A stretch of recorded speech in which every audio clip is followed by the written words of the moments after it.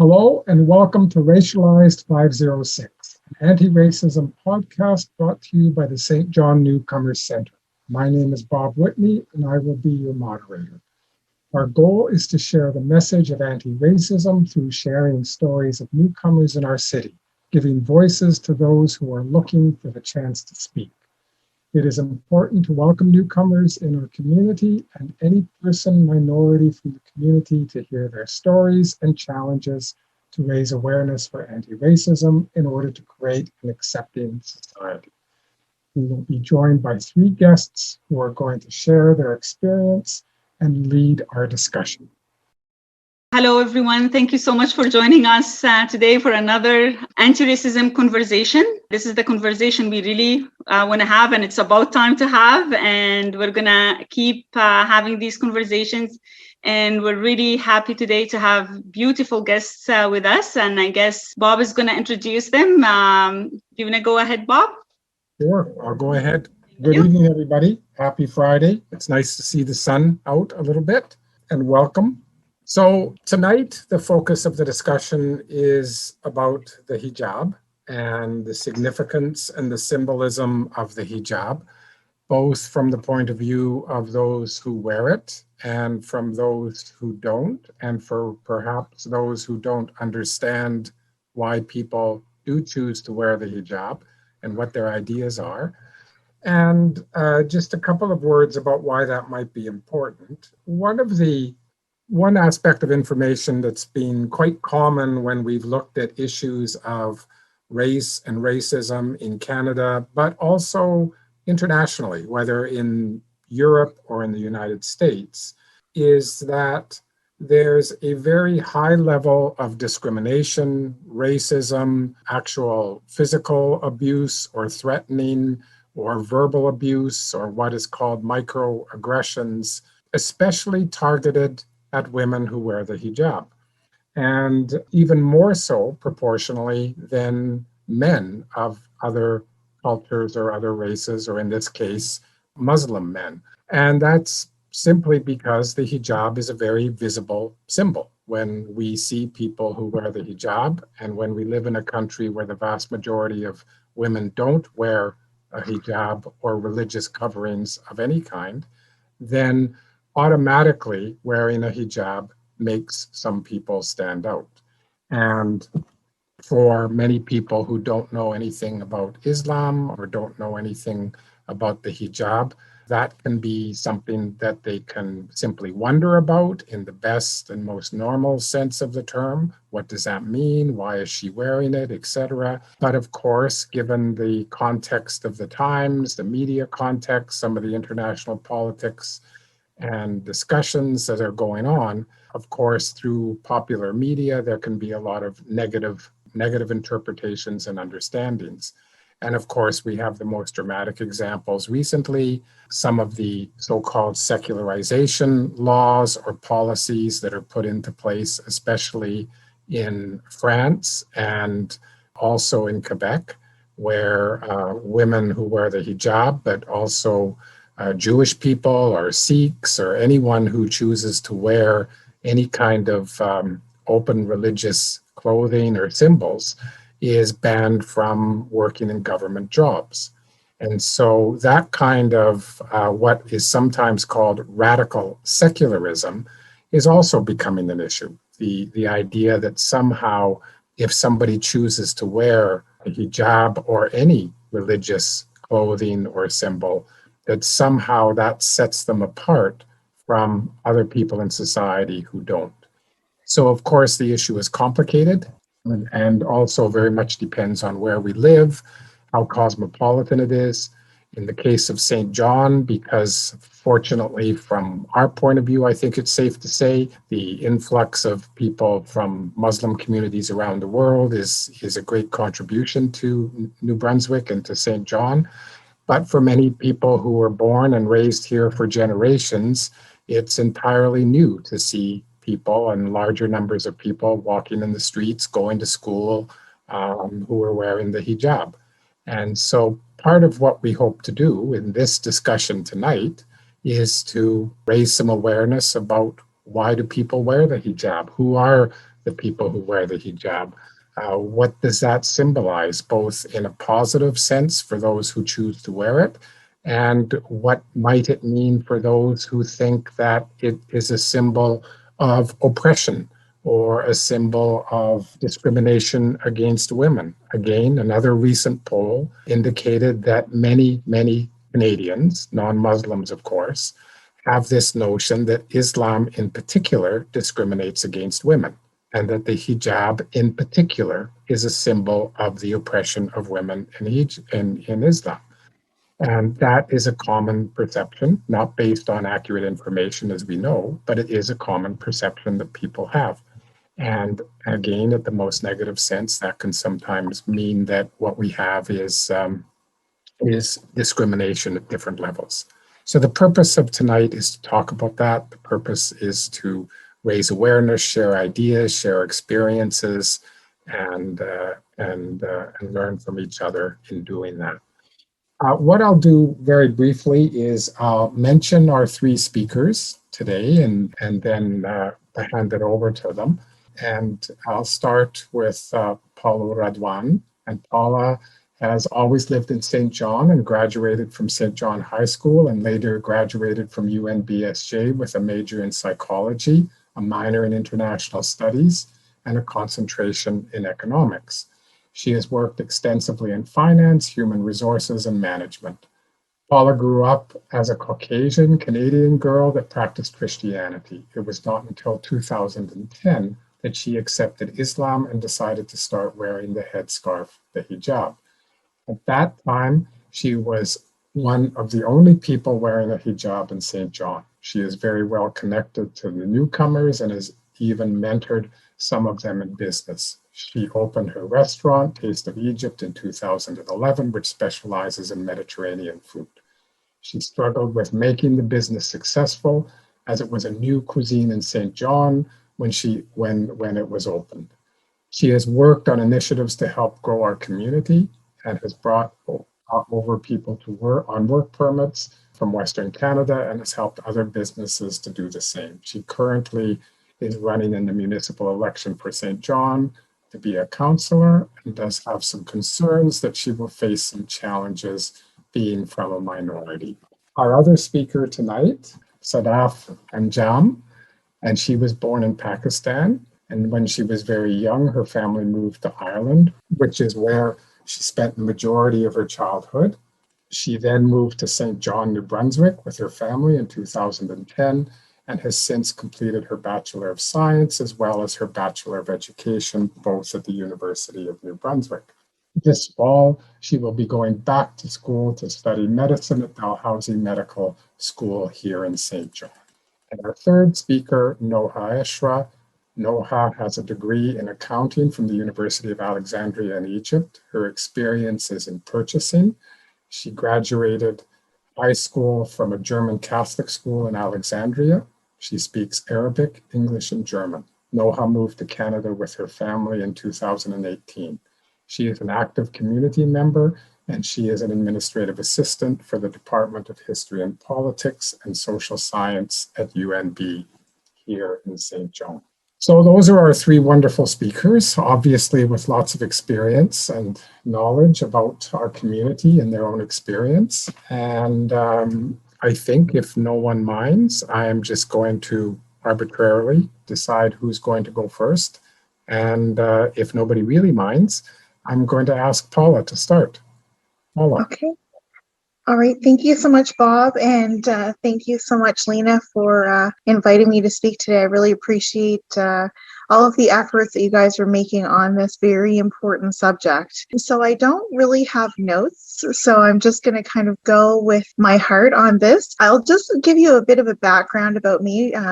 Bob had talked about how I had actually grown up as a Christian and that I did grow up as a Caucasian Christian. So I would have been growing up with my hair down and, short sleeves and shorts on, going to the beach in bathing suits. So I was very involved in the community from an early age. And, when I thought about speaking today on anti-racism, the word racism, of course, applies to your race. And I've not really experienced anti-racism, but I've experienced anti-discrimination. Or discrimination in general. So racism, I mean, I've never had an issue with my race because I am white. Unfortunately, I can say that I have probably benefited from being white, and that's not something that I agree with, but that's something that I do recognize. So basically, I grew up in school. Everything is, just like the majority of the community. I think the only time that I had any sort of discrimination growing up would have been, the odd female joke was made, but other than that, I never experienced any discrimination at all. Back in 2010, I ended up marrying my husband, who does happen to be from Egypt. And when we decided to get married, we actually had huge discussions about whether or not if we had children, if they would be Muslim or Christians. And of course, I knew that he would not be okay with his children being brought up Christian if we had any. So I ended up feeling very confident that it would be okay for them to be brought up as Muslim if we had any, which we didn't. So finally, after we got married, and even before that, actually, I knew a lot about Islam because I'd had a very close friend, especially in university, that used to talk to me about Islam a lot, and I would ask her a lot of questions. But for my poor husband, he had a lot of questions to answer. So I felt still that as somebody who did embrace religion, that if I had children, I would have an obligation to teach them religious values. So what I had decided to do is kind of do my research and figure out what values lined up with Islam, and that's what I would teach them. If there was anything that I figured that I would disagree with, then I would tell them to ask their father to save any confusion. So after that, during this research that I was doing, and I was I didn't study a lot of science, but I really embraced the science in Islam and decided to convert to Islam on my own without any pressure. I think that the most surprised person was my husband. And then after doing more research, I realized that it was actually in the Old Testament in the Catholic Bible that I had been brought up on that said that a woman should cover her head, or it's as though she shaved her head, which of course would have been considered, historically as a sin. So I had talked to priests and nuns before I accepted Islam, and it was really interesting because really there was nothing that they could say to convince me. Realizing that the hijab actually, like you would see the nuns, they would end up wearing their habit. This was something that was actually encouraged in Christianity. So before I accepted Islam, I actually started wearing the hijab. Now, the interesting and kind of funny thing about it is that I really didn't know how to put it on. And I felt kind of shy about asking how I should wear it. And I had mornings where I would be like trying to get up and get ready for work. And we were rushing because we were very busy business people and, trying to get everything in order. And I couldn't put it on. And so my poor husband would try to help me wrap my hijab, and he didn't know what to do. And I would say, how come you don't know how to do this? And he would say, well, because I don't wear the hijab.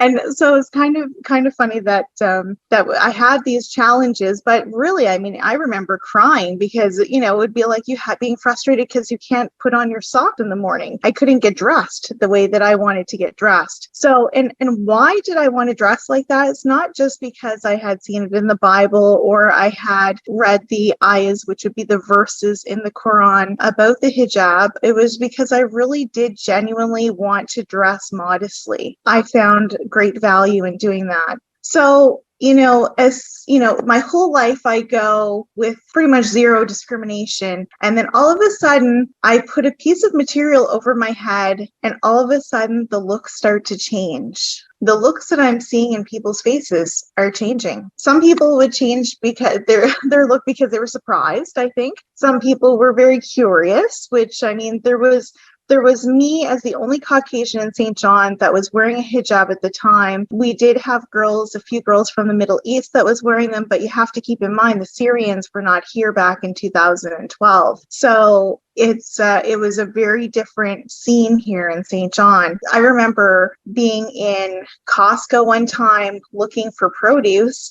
and I don't know if you've ever felt like somebody is staring at you, but I looked over and I saw this man just glaring at me. And I thought, like, I kind of looked behind me to think, because I was thinking, like, he can't be looking at me like this. How could somebody be looking at me like this? So, and there was nobody behind me. Then my reaction was like to be like a Canadian that I always was. And, we're supposed to be friendly people. So I smiled at him. And it was interesting because when I did that, I gave him a big smile. He looked very surprised. And I think that I really get him thinking about, like, who is this person and what is she about? And that's what I'd hoped for anyway. So looks have definitely changed. And, it's funny. I remember when I was still struggling with wrapping the hijab and everything. I remember coming back from the mosque one day. We had gone for Friday prayer, and my husband was wearing the abaya, which would be your traditional clothing that you would wear in North Africa or in the Middle East. And I said, "Oh, Ihab, I need to stop in at Walmart." And of course, Walmart's very busy. And he said, "Well, I don't know if I will go in with you." And I said, "Well, why not? Like, why not? Yeah, come in with me." And he said, "Well, look at how I'm dressed. Everybody's going to look at me." And I went, "Hello?" Like, yes, everybody might look at you, but there's nothing wrong with the way you look, and you should be very comfortable. And if Saint John is not on the bandwagon yet, they need to get on the bandwagon. So you just come with me with your hijabi wife going through Costco or Walmart at the time, and feel confident, because there's nothing wrong with the way you look. And we need to embrace culture. We need to embrace change. We need to embrace diversity. I had a couple of other incidences that were very public incidences, and I've gotten, messages over the years, so one day I was in one of the grocery stores, and I was just minding my own business, doing my shopping. And all of a sudden, there was a senior gentleman, that's an overstatement, actually. He hit my cart with his cart and told me to go back to my country. And, I, with the most New Brunswick accent that you could have, said, "I am in my country. I've always been in my country." So I just kind of smiled, because I didn't know what else to do. Frankly, it was probably more of an uncomfortable smile. And he also looked very confused. And I thought, well, I'm definitely getting people thinking, if nothing else. Then probably the most embarrassing of incidences happened on King Street. And it was down the hill from my business in front of Brunswick Square. There was a lot of people. It was lunchtime. There was a lot of people outside, and I was headed off to a business meeting. And so I was very focused on where I had to go and, what I wanted to, get accomplished at the meeting. And all of a sudden, this young male, I guess, I'm assuming, just started screaming at me and telling me, like, calling me a terrorist. And for anybody who knows me, that's probably the most foolish thing to call me. I mean, I could probably be called other things, but anybody who's really aggressive is probably not the word to use. And told me to go back to my country. And I had this, it was so sweet. I had this, I don't know if she's from Saint John, but I just wish I could see her now. I had this senior lady walking up the hill with her walker. She looked fairly frail, and she's just said to me, "Dear," and she put her hand on my hand and said, "Some people shouldn't even be able to leave their house." And I just, it was, she didn't realize what kind of a comfort that was, but she wasn't making a scene on top of his scene, but she was just trying to make me feel better. And it did. Like, it really worked. So those are probably the biggest incidences that I've had. Most recently, being a little bit more in the public eye, I haven't really experienced anything too badly yet, but I am getting some emails full of Islamophobia And, that's unfortunate, but unfortunately, I'm not really surprised. The media has wreaked havoc on those sorts of issues. And I think that these sort of things are so important because we just need to be able to communicate with people. I don't think that people really mean to discriminate like this a lot of the time, but it's a lack of understanding. I can think of an incident actually I had standing in line in one store. A young child said to me, "Why do you have that on your head?" And the mother was just mortified. Of course, the little one is totally just curious. And so I said, "Oh no, you know what? That's okay. I'm perfectly comfortable with answering that. And you know what? I love it when I get questions like that out of curiosity." So I let them know I wear it for my religion, and I didn't want to get into great detail with somebody who was around the age of 5 or 6, so, and I choose to wear it. You should be able to choose what you can wear. So anyway, the mother was like totally relieved because she was mortified over this young child. But I said, there's nothing wrong with curiosity. And there's not, and people have asked me so many times, why do you wear the hijab? I'm sorry. They've also said to me, I'm sorry that your husband made you do this. And that is so far from the truth. My husband is not aggressive. He is just very supportive. But, of course, he does say some things, to advise me because he cares and he worries about my well-being. But I think it's these kind of conversations that definitely, help to break down these barriers. So anyway, if anybody has any questions after, I'm happy to answer them, but I know you'll have other speakers. But thank you for doing this. Thanks so much, Paula. So next, why don't we hear from Noha? Noha? Yeah, so hijab, I loved your story, by the way, Paula. Thank you for sharing it. And thank you, Lena and Bob, for doing this. Hijab for me was, and actually still is, and I always considered it kind of a badge of honor. I feel like princesses usually wear tiaras, and hijab is actually my own tiara. I feel like a kind of a walking symbol of obedience to God, because God ordered us to wear it. And so I love wearing it, and I feel I'm in a special connection with God, and I feel it's kind of a representation to Islam. I hope we don't wear it along close family members, but we're supposed to wear the hijab or cover, except for our face and hands. So we actually at home we usually don't wear it because some people actually thought we always have it on. Hijab actually tells a lot about me without me even having to speak it out. So when people see me in my hijab, they know I'm kind of not interested in any casual relationships. I don't drink alcohol. I don't eat pork. If we're posing for a group photo, please keep distance. Don't just assume if I shake hands. Please ask first. So it does speak on my behalf. And yeah, it gives me the feeling and the confidence that I'm not here to impress anyone.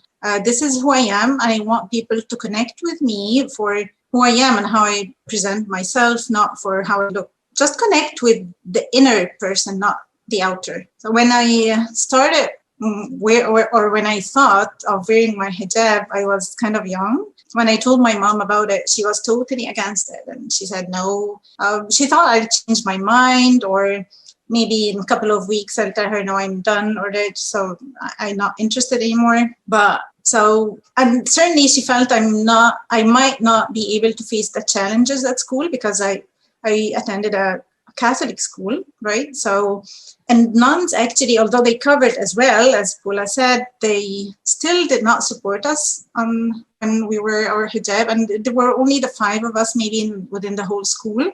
There were 400 students maybe.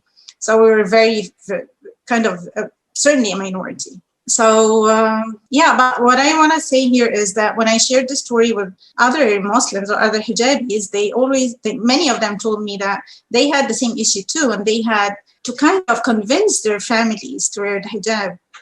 While many people think that we are forced to wear it and people around us wear it, which is totally not the truth. Islam is an act of the heart. So if I do it to please an imam or to please my husband or my father, it lost its meaning. Where I'm supposed to do it because I'm convinced to do it. So no one is to force me to wear it. Yeah, it takes a lot of strength to wear the hijab. So it's clearly a sign of strength, not a sign of oppression, seeing how many people are usually attacked just for wearing the hijab, just for looking different. So, and the idea of the oppression is actually now very common in the media. And although there is no ground to it, and there is no historical evidence that women who wear the hijab are oppressed, it's spread in the media and they're still talking about it. But yeah, no one ever, I don't believe anyone cared to ask hijabis if they feel oppressed or not. Bob mentioned what's happening in France and maybe in Quebec too. But I believe if you're following the news, you see hijab is demonstrating against it. If they actually didn't want it, they would be happy that finally they are banning hijab and they would be happy about it. But this is not the case. So yeah, sadly, it's always portrayed that, hijabis are oppressed and they don't actually know the amount of rights Muslim women have. I was kind of shocked when I heard or when I first learned about the women's suffrage movements and how they just got the right to vote in the 1940s, 70s. We have this right long ago. No one actually knows that. No one actually knows how many rights Muslim women have and practice. It's the media just portrays or kind of shows Muslim women as oppressed women. So as Paula maybe mentioned a couple of kind of sad incidents that she's been through, and I'm sorry you had to go through this. But yeah, a sad fact is I'm kind of used to people staring at you or at me, or used to people trying to avoid you. Yeah, I had an incident where I was walking in a hallway and there was nothing, no doors, nothing in this hallway, just lockers. And I was the only one there, and a gentleman just was crossing. When the minute he saw me, he kind of freaked out, and I felt like he's reaching to hide in the locker. And this was, he definitely discovered he cannot do this, but his impression when he saw me for the first time, he really freaked out. What can I say? It's sadly, maybe they don't know enough. They don't have enough channels to learn from about Muslim women or about others. But yeah, and certainly there are sometimes emotional harassment, sometimes it's physical, sometimes. So yeah, maybe just once a gentleman asked me, we met, and just a couple of weeks ago we were introduced. We didn't have anything, actually, any other communication. And the next time he met me, he asked me, so were you forced into marriage? I was kind of shocked of the question, and I didn't relate at all. Don't know, but it took me maybe a couple of days to realize what he was referring to. I was reading an article, and then I read the headlines of how Muslim women are oppressed. And then I thought, oh, maybe this is what he's referring to. And yeah, it's just sad to see this happening. It's another incident but this was honestly not in Canada, but it happens all over the world. It was in a European country, and I was in a line. I was young at this age. I was maybe 18 then. And I just standing in line for the cashier. And when it was my turn, the lady said, next. And she just pointed to the person behind me. And he just came forward. Oh, I told her, I was next. And she said, I thought you were with the group over there. And she pointed to another department. There were hijabis there, but certainly not with me. And they were far away. And the gentleman actually went, and they started actually doing his, going through his cart. It shocked me at first. When I talked with other friends, they said, yes, this is quite common, but you have to stand for your rights. So being a hijabi actually means to stand for your own rights and not fearing sadly we face some inconvenient situations, but I'm not giving up my hijab for it. I love it, and I'm always proud of it. Okay, thank you, Noha. Okay, so finally, our third person to talk tonight is Sadaf. So Sadaf, please say what you would like to say tonight. everyone. So thanks so much for having me today. I think this is such an important conversation, and I hope that this conversation continues after today as well. For the sake of time, I wanted to share two specific experiences that I had, and then try to focus on some of the things that I think we can do to help support the hijabis in the community. So the first thing that I wanted to talk about was something that happened to me pretty regularly in university, and this was during my first undergrad degree. And basically what happened was that I had a friend who would jokingly call me a terrorist, and he would do this pretty frequently. And a lot of the times this would be in public and in front of like quite a few people. But because I didn't really want to make it a scene or feel like I was a victim, I would kind of brush it off and just let it go, because I would tell myself that, oh, this is a friend. So it was okay. It was a joke. But the reason I wanted to share that story was because I think there's a lot that you can learn even from just that one small experience. I think a lot of the times we have this idea that racism comes from strangers, or they come from people who are ignorant and that they don't know better. But the reality is that it can come from people who are just as close to us. It can come from family and friends. And just because they are your family and friends doesn't mean that they should have a free pass to even like jokingly behave like that, because all that does is normalize sort of treating Muslims, hijabis, and all minorities really for all minorities like that. And in that way, if you let that sort of pass, eventually things can escalate and they can actually turn into like real intentional hate crimes. So there was that. And then the other thing that really stood out for me when I was reflecting on that experience was the fact that there were a lot of other people around that I could tell they could hear what was happening, but no one ever like stood up or corrected it and said like, that's not okay. And to me, that really showed how much further we really have to go. And of course, there's lessons in that for me too, because I should have been confident enough to be able to stop that. And I feel like after going through so many similar experiences and growing up and maturing and becoming more confident, I know that now if something like that did happen, I would absolutely be able to stand up for myself. But a lot of people aren't at that level, and a lot of people never get to that stage. So it's just something I think we need to be super mindful of, that sort of thing happens. It happens here. It happens not just by strangers, it happens by people who are close to us. So that was the first thing. And then just quickly, the second thing is something that happens frequently, and it still happens pretty regularly. And it's just the random sort of ignorant comments that you sometimes get from strangers. And for me, the most frequent one that I have been getting is when someone asks you like where you're from. And I have absolutely no problem with that question.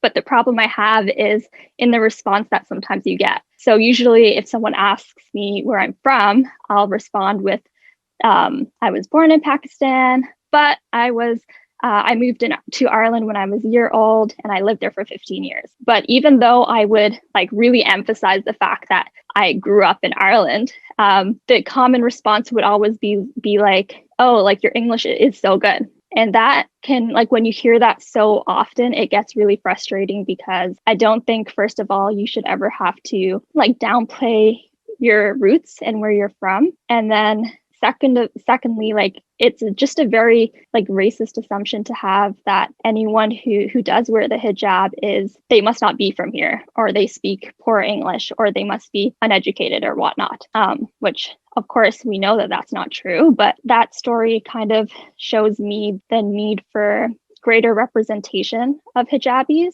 in our community, so that we can start normalizing the fact that, we are just like everyone else here, and we're just as intelligent and worthy of respect. And so those were the two I wanted to mention quickly. But I wanted to spend the rest of the time that I have to talk about some of the things that I think we can do to better support hijabis in the community. And I wanted to kind of break that down into two parts. So the first part is some of the things that I think the non-Muslim community members can do, and then focus a little bit on some of the things that the Muslim community members can do, because both of them I think are just as important and things that need to be considered. So for the non-Muslim community, I think that the most important thing in my opinion is to first educate yourselves about what the hijab actually is and why some Muslim women choose to wear it, so that you can correct some of the prejudices that you or your family or friends might have. And a lot of the times you don't even realize that you're holding those prejudices. So that's why it's important to really teach yourself and learn. And one of the things I did in preparation of this talk was I actually reached out on my social media to ask a couple of questions about the hijab. And one of the questions that I asked was how people would rate their current knowledge about the hijab. And I thought that was super interesting because there were over 100 responses that I got, but only 11% said that they would feel comfortable having a meaningful conversation about the hijab. And obviously, like, those aren't like official statistics or anything like that, but I do think that there's still a lot that you can learn from that, because 11% is so small. And that, again, is telling me that we need to be doing a better job of educating ourselves and each other. And then there's a lot of ways I think that we can educate ourselves. So I did reach out again and I asked, like, what would be some suggestions for how you would prefer to learn more about the hijab? And 56% of them said that they would really like having a reading list that is curated for them specifically by Muslim women. And so maybe that's something that the Muslim women in the community can take that initiative to create for the non-Muslim community members. And then 25% also said that they would like to attend a talk or a discussion similar to the one we're having today. So that's really awesome. So yeah, education, I think, is really important and can do wonders. So I think that's one of the main things we should focus on. And then the second point that I wanted to sort of highlight was that I think we need to improve the representation of hijabis in all aspects of life in our community as well. And there's a lot of ways that can be done as well. For example, if you're a reader, I'm a big reader as well, an easy way to kind of increase that representation is by reading more books that have hijabi representation, or books that are written by Muslim women or women who wear the hijab. But also, I think that there needs to be a greater push for representation in schools, because that's where, you know, most of the youth are spending most of their time, and that's where they're learning so much. So if teachers took on a greater responsibility of ensuring that those Muslim women who wear the hijab are feeling like they're being seen, I think that would be extremely beneficial. And because I have like my background in teaching, I kind of brainstormed some ways that could happen inside the classroom. And it's a lot easier than you might think. I know I'm running short on time, so just quickly for the Muslim community members, I think one of the things we can do is make sure that there are supports for Muslim women in the community at every age level. So, for example, the university level, I think that it's so important for every single university to have a Muslim student association. And that's something that I really regret not starting while I was at UNB, because there were a lot of hijabis on campus, but because we didn't have a lot of the same classes together, we wouldn't necessarily have an opportunity to talk and like meet up. But having that support system is invaluable, and something that I really think that I was missing and could have benefited from. And then just the last thing, because I think it's important not to just like point fingers at others, but we also have to look at what we're doing ourselves in our community and acknowledge some of the prejudices that we have about the hijab as well. The most common one that I have gotten is when, you know, other Muslims kind of point the finger at hijabis and say that you're not wearing the hijab the correct way.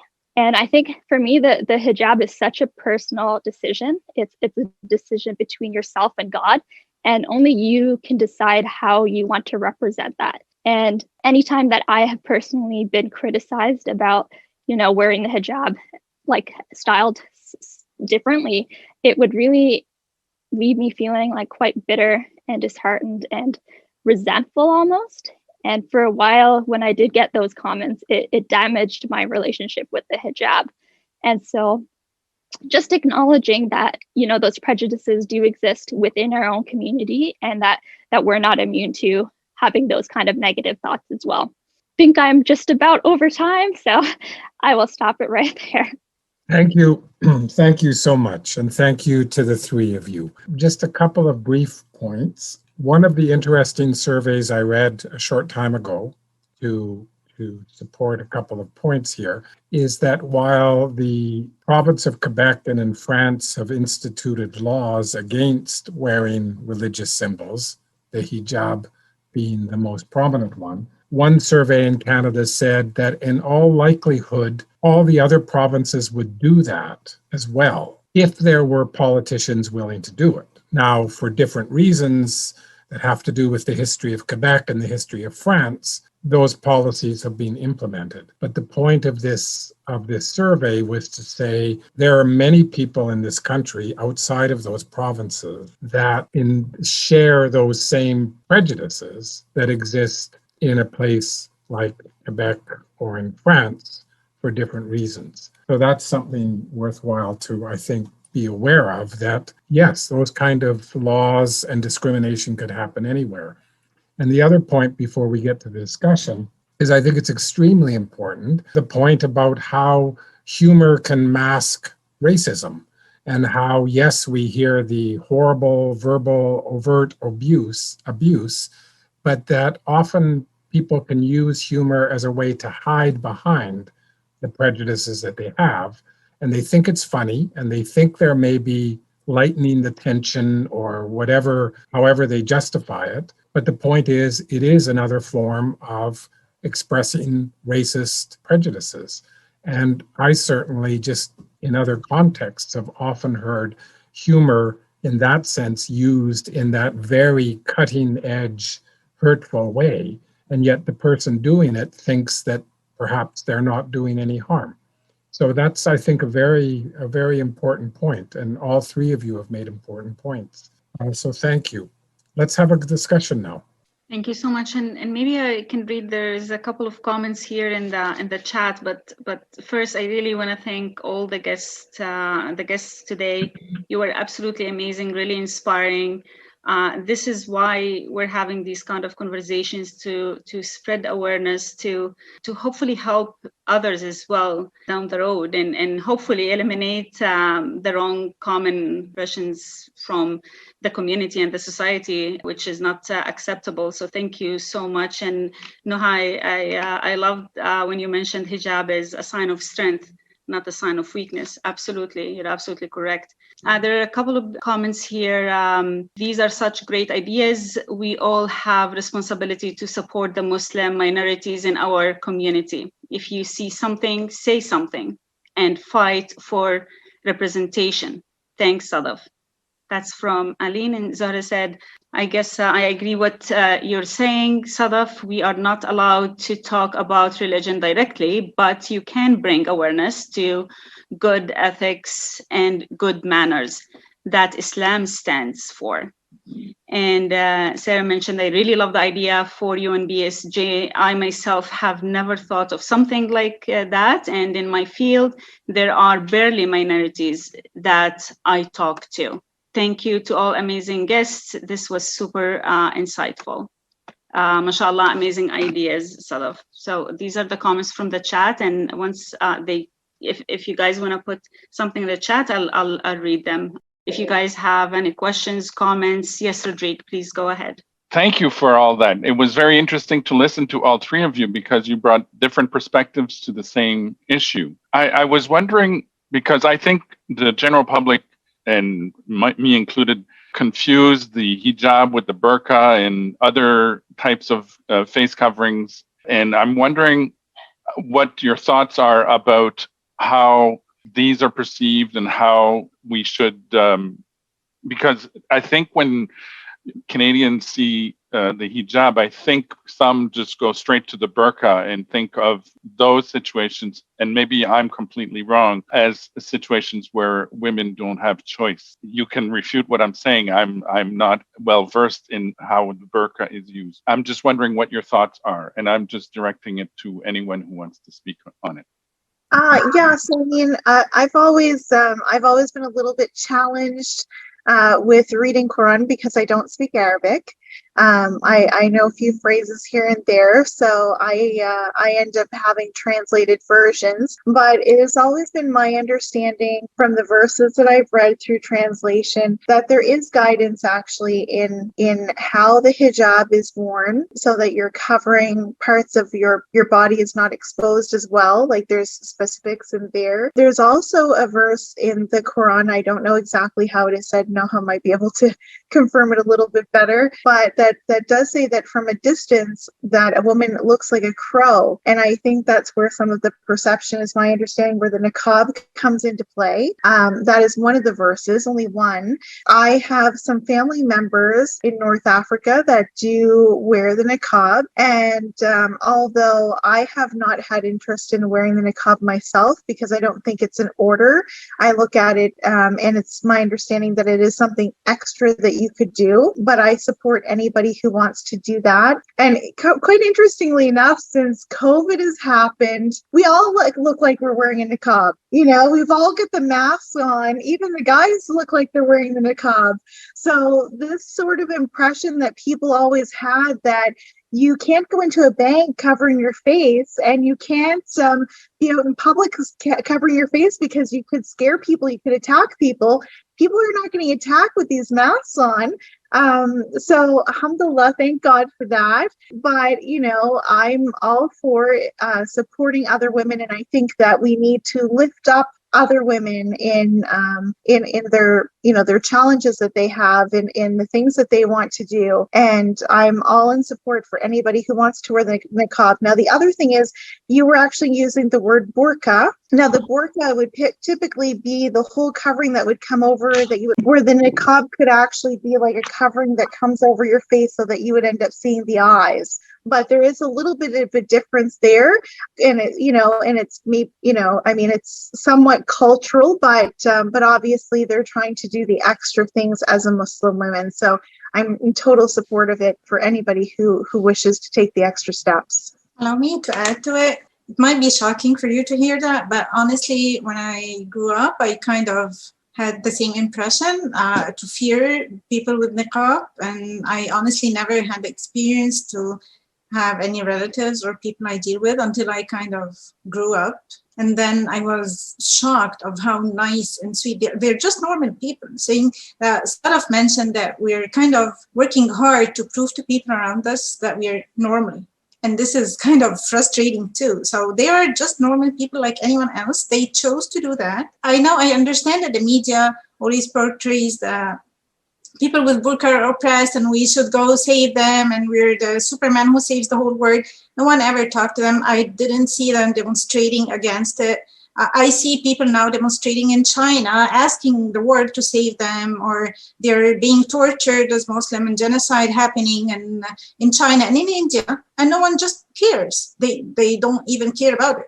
So, I mean, the media, not you, I previously were thinking or caring about Muslim women. They never talked to or never asked them if they really feel they need to be saved. Yeah, it's my understanding is people who wear the niqab, they kind of feel it's a special connection. It's not an obligation. I think I'll just add to, if I can. Like I said, I've been having a lot of conversations this past week online with some friends and about the hijab and the burqa and all of those things. And one of my friends actually reached out and said that she was super comfortable with being around other hijabis, but that she did not feel comfortable approaching a woman in the burqa or in the niqab. And I asked her if she have you been around anyone who wears the niqab or the burqa?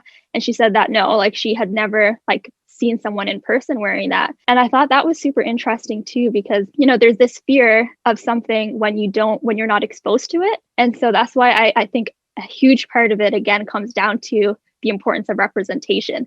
And, if we do start representing people who not just who wear the hijab, but also the burqa and the niqab, it will make people learn more about it and hopefully take away some of the fear of the unknown.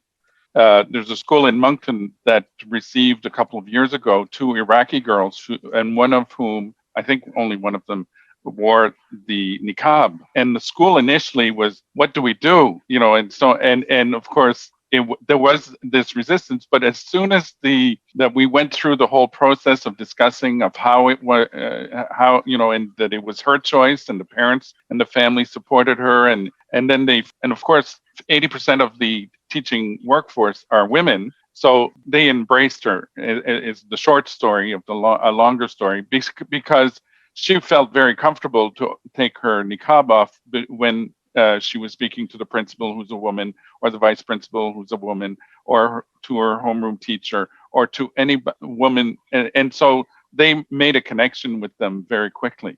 But once they got over the initial, what is that, they did make the connection. So your point is well taken, Sadaf, about having representation is very helpful because it takes down all kinds of barriers we imagine are there. Thank you so much, Rodrigue. And I just want to read a couple of comments from the chat, and then Zohra she want to say something.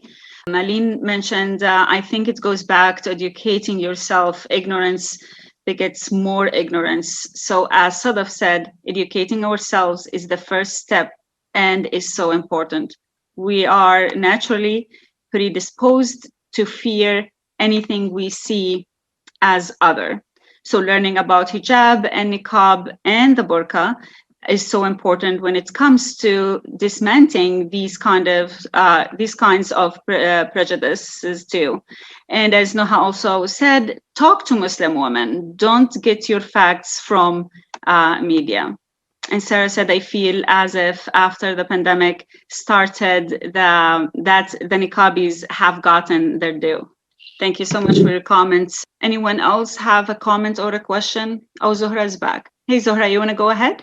Always wondering if people are actually interested to know what is in your head or what is in your on your head, because it's two different things. You are the same person and you are there to serve, working for a school, working centers, or working outside with public. It's the same person, actually. It doesn't change anything about your ethics, about your religion, about your culture, about your way you perceive things and the way you behave with people. Of course, there is a lot of work to do. I just catch up on Sadaf talking. Unfortunately, I missed the other two. I do apologize. I do agree with Sadaf. We need to do a lot of awareness. It's not only the other person who does not know us. We should introduce ourselves. We should go another mile to meet people and talk to them and ask and actually answer their questions. They have a lot of questions. Yeah, it is our responsibility, and I think it's their responsibility to come to meet us too, and we meet in the middle and we talk about a lot of things and we introduce ourselves and we know about their cultures and we know about everything that they introduce too. It's part of our richness in Canada, so you can know and give your what you have. Thank you for the time you gave me. Thank you so much, Zohra. There is a comment here. I'm going to read. Mariam, I often have enlightenment talks with my manager and coworkers at work. She's Canadian and she tells me that Canadians live in their own bubbles and whatever they don't know scares them and they don't seek knowledge when they see someone or something different or new around them. I missed a comment just before Mariam's. I don't know how. I think sometimes it moves quickly. Hey, I am Himani. Well, I came here from India. The way I put my dupatta, I'm sorry if I'm saying it wrong, was kind of similar as we wear hijab, so that I can cover my head properly. But we are like, are you Muslim? Why don't you wear dupatta like Muslims? I wear like, wait, what? Is that actually make sense? You are judging somebody just the way they put dupatta. There is a comment from Sarah. Some books written by Muslimas about Muslimas Does My Head Look Big in This by Randa Abdel Fattah. It's young adult fiction. And Aisha at Lost by Uzma Jalaluddin. It's adult fiction. I actually virtually got to meet Uzma in February via the Lorenzo Society, and she was awesome. Thank you for sharing. It's interesting. I get the question all the time, where are you from? And a lot of the time that's curiosity, and I have no problem answering that. But it's interesting that I feel that, maybe it's just people trying to get educated, and that's good. It's good to have those conversations. I think most of the time it's not like, people don't mean anything bad from it, but sometimes I feel like there is a disconnect. I think I don't know if you've really dealt with too many people from Lebanon. Like, do you know that there's lots of Christians in Lebanon, that are non-hijabis? And, so what is that? It's a stereotype. It's a huge stereotype of, I seem to fit into this mold sometimes and that mold sometimes. And to me, there is no mold. So it's just, there's such a huge spectrum of people worldwide. So it's kind of interesting. I like that, yeah. I like that. Thank you, Paula. I'll simply add that I know several Black New Brunswickers that sometimes when they're walking through the city market or uptown, someone will also say, well, where are you from? And they'll say, well, my family's been here for 200 years. But the assumption is, of course, that because they're Black, they must come from. So, and they're being asked that by other people from Saint John who've also probably been here for 200 years. So that might show, a level of awareness. I'm a historian, but a lack of awareness of history, that there are people who don't know that there have been, people from Black people in New Brunswick for, since New Brunswick and Canada's ever been here. We came to the end of our conversation. I want to thank you all for coming today. I'm sure you have more questions. Same here, but we have to be mindful of the time. That was great. I hope we do that again and more often, participate more and more, and do some of the suggestions Sadaf had earlier. It looks like everybody liked it, so we should be doing something for sure. And don't hesitate to ask, like Noha said. Thank you, everyone. Enjoy your weekend.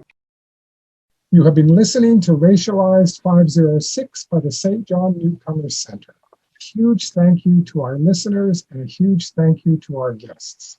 By sharing their stories, they create a space to build an understanding of anti-racism and how we can do our part in making a more equal world. Don't forget to join us next week for another episode with our next guests. You may visit our website, www.sjmrc.com, for bonus content. Until next time.